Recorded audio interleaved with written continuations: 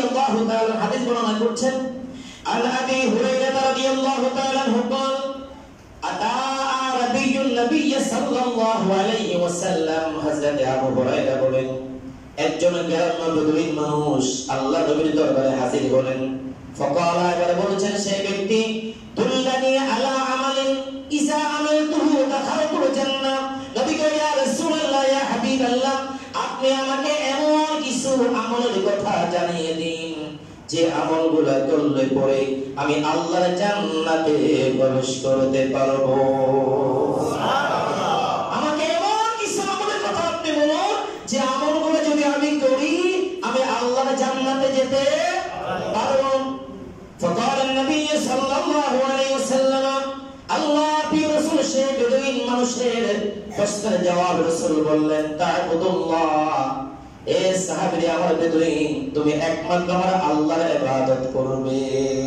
সুবহানাল্লাহ। ইবাদত চলবে কার? আল্লাহ। সাজদা দেব কাকে? আমরা চাইবো কার কাছে? সর্বক্ষণ ইবাদত হবে কার জন্য? আল্লাহ রাসূল বলেন, আনতা আবুদুল্লাহ, আনতা আবুদুল্লাহ, তুমি আল্লাহ ইবাদত করো। এক নম্বরে রাসূল বলেছেন, ওয়ালা তুশরিকু বিহি শাইয়া। দুই নম্বরে নবী বলেন, আল্লাহর সাথে কাউকে শরীক করা যাবে না। কোন ক্ষেত্রে শিরক করা যাবে না।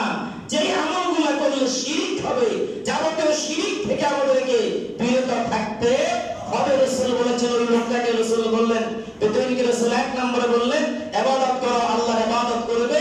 ওয়ালা তুশরিকু বিহি শাইয়া, আল্লাহর সাথে কাউকে শরীক করা যাবে না। তিন নম্বরে রাসূল বলেন, তাকিমুস সালাতাল মাকতুবা, ফরজ যে নামাজগুলো আছে আল্লাহ ফরজ করেছেন, ফজর, যোহর, আসর, মাগরিব, ঈশা এবং এই জুমার নামাজ, আমরা যে নামাজগুলো যেগুলো ফরজ আছে ওই নামাজগুলো তুমি আদায় করবে। সুবহানাল্লাহ বলেছেন রাসূল করিম।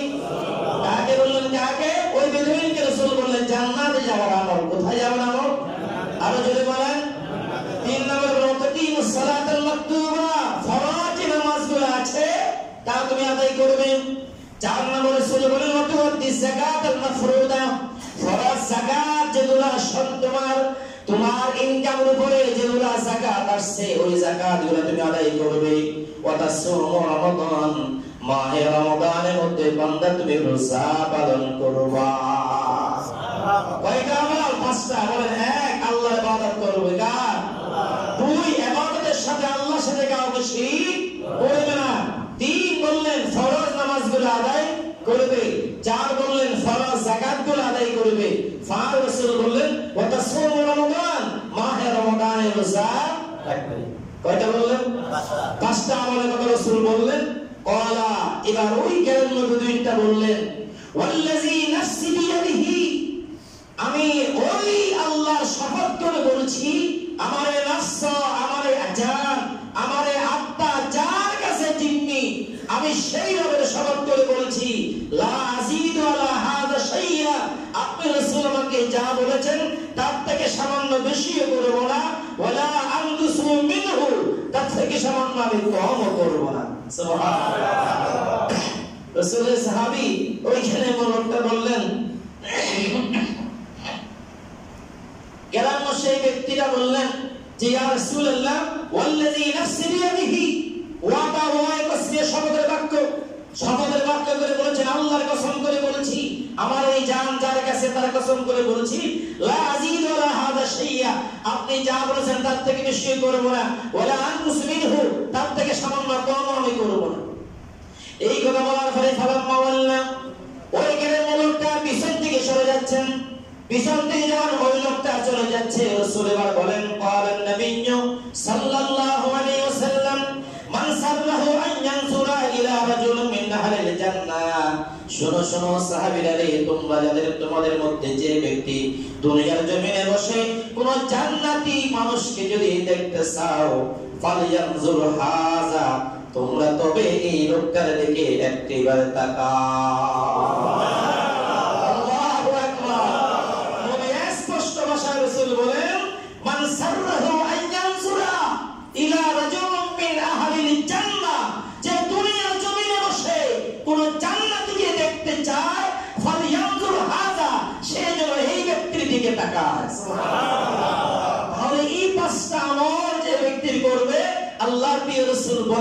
ঈমান পরিপূর্ণ থাকার পরে যে ব্যক্তি ফার্স্ট আমল করবে, আমলের মধ্য দিয়া সে আল্লাহর জান্নাতে প্রবেশ করতে পারে।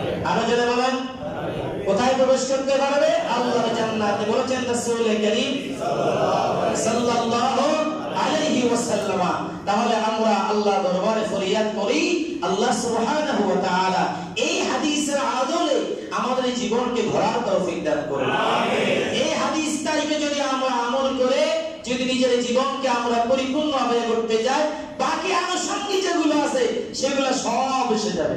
সব কি হবে? যে ব্যক্তি ফরজ নামাজ রীতিমতো আদায় করে, আল্লাহ তার চরিত্রকে সুন্দর করে দেন। সুবহানাল্লাহ। যে ব্যক্তি রীতিমতো ফরজ যাকাতগুলো আদায় করবে, আল্লাহ তার মাল দৌলত যেগুলো এগুলোকে পবিত্র রাখেন। এগুলোর ভিতরে হারাম আসতে পারে না, হালাল হারামের চিন্তা তার মাথায় থাকবে, ঠিক কিনা বলেন? যে ব্যক্তি রীতিমতো রোজা রাখবে, রোজা রাখার মধ্য দিয়ে তার ভিতরে তাকওয়া হাসিল আসবে। কি হাসিল আসবে? যে ব্যক্তি শিরক করবে না, ওই ব্যক্তির উপর আল্লাহ রাজি থাকবে। যে ব্যক্তি আল্লাহর ইবাদত করবে, তার প্রতি আল্লাহ রাজি থাকবে। পাঁচটা আমল যে করবে, আনুষঙ্গিক যা দরকার আল্লাহ সবগুলো তার জন্য সহজ করে দেবে। আল্লাহ তাআলা ফরিয়াদ করে রব্বুল আলামিন আমাদের সকলকে এই আমলগুলো করে আল্লাহর জান্নাতি বান্দা হওয়ার সবাইকে তৌফিক দান করুন। আমিন। ওয়া আখিরু দাওয়ানা